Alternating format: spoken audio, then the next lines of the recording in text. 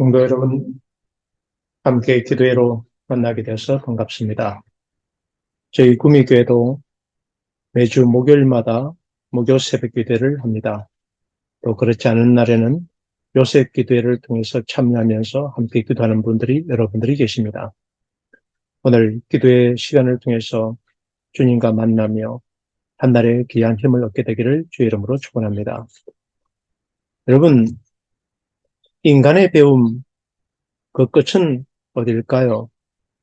우리는 평생 교육에 대한 이야기를 많이 들으면서 살아갑니다.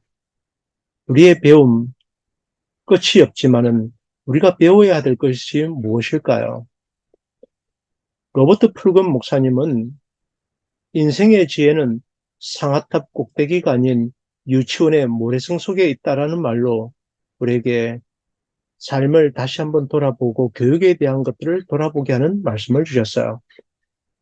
제가 오래전 읽었던 책이지만은 내가 정말 알아야 할 모든 것은 유치원에서 배웠다라는 이 책은 제가 읽으면서도 참 많은 생각을 하게끔 만든 책이라 생각합니다.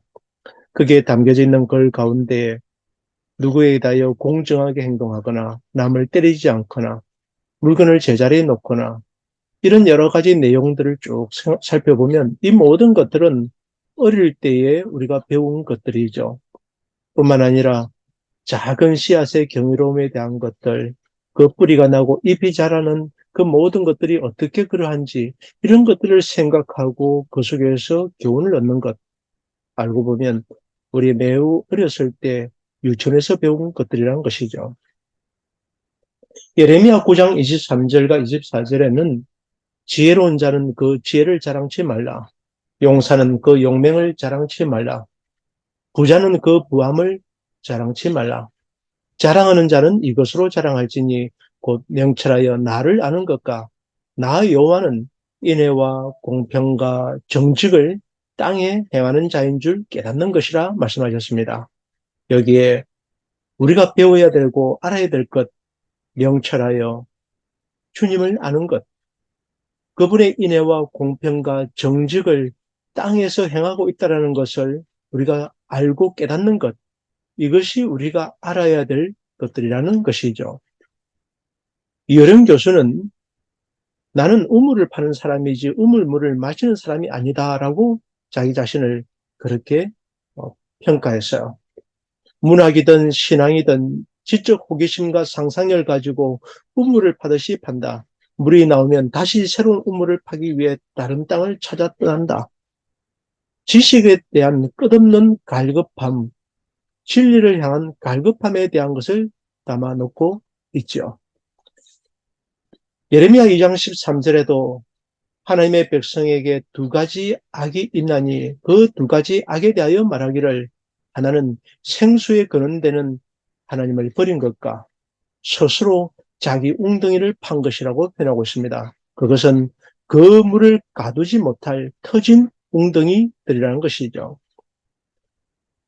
그러므로 신명기 4장 6절의 말씀처럼 우리가 타 백성들과 다른 점, 그것은 우리 안에 있는 그분을 향한 그분을 아는 지식에 대한 것이란 것이죠.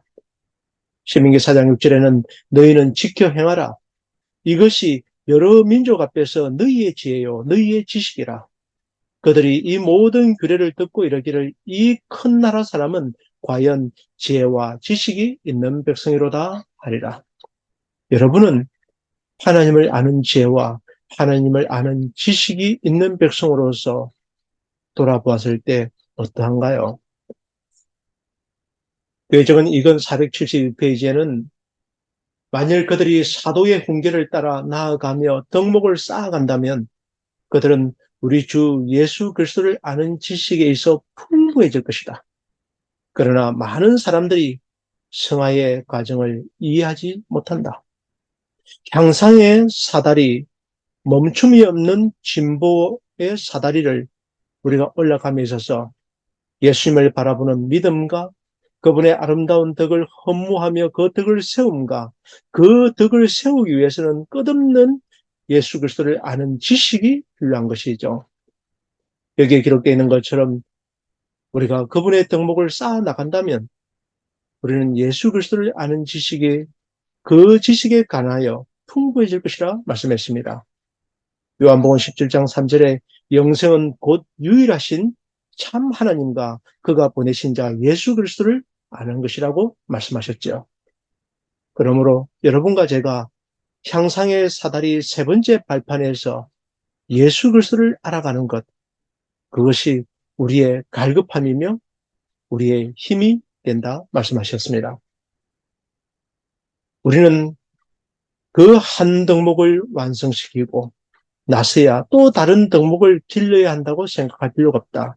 믿음 하나를 완성한 다음 그 다음에 덕을 또 완성하고 그리고 지식을 완성하고 그렇게 다음 단계를 넘어가는 것이 아니라 우리는 한 단계와 함께 덕이 만들어지며 덕을 향해 나아갈 때 지식이 그 안에 있다는 것을 표현하고 있는 거죠. 그것들은 사랑의 샘으로부터 계속해서 영양 공급을 받아서 함께 자라나는 것이라고 이야기하고 있습니다.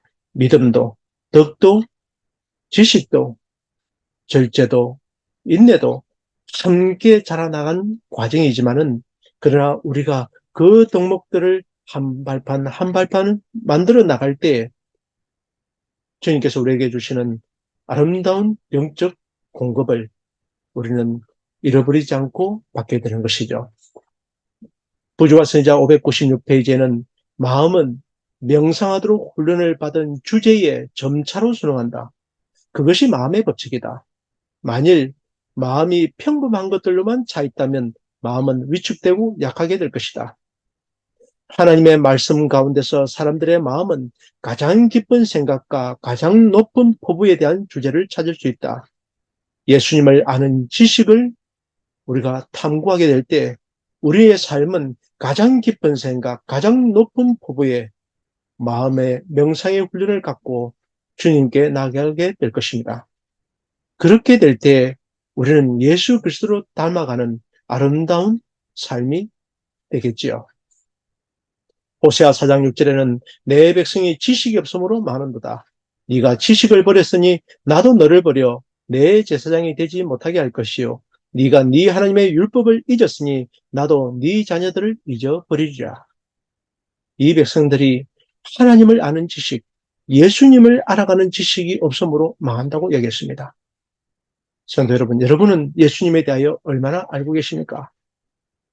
구약의 하나님에 대하여 얼마나 많이 알고 계십니까?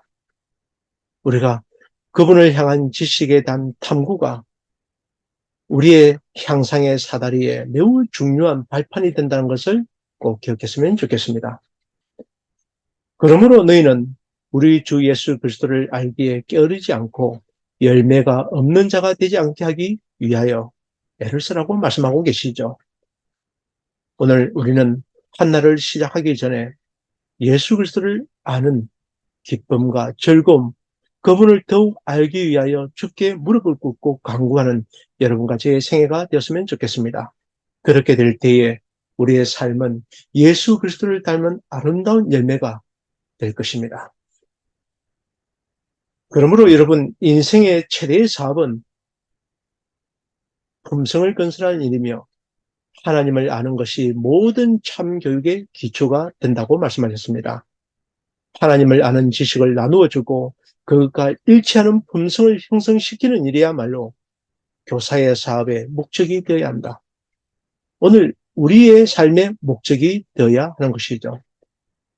그렇게 될 때 우리는 비로소 아름다운 열매를 맺는 그리스도인이 될 것입니다.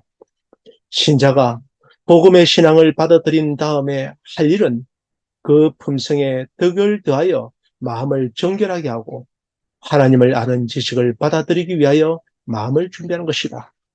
이 지식은 모든 참 교육과 모든 참 봉사의 기초이다.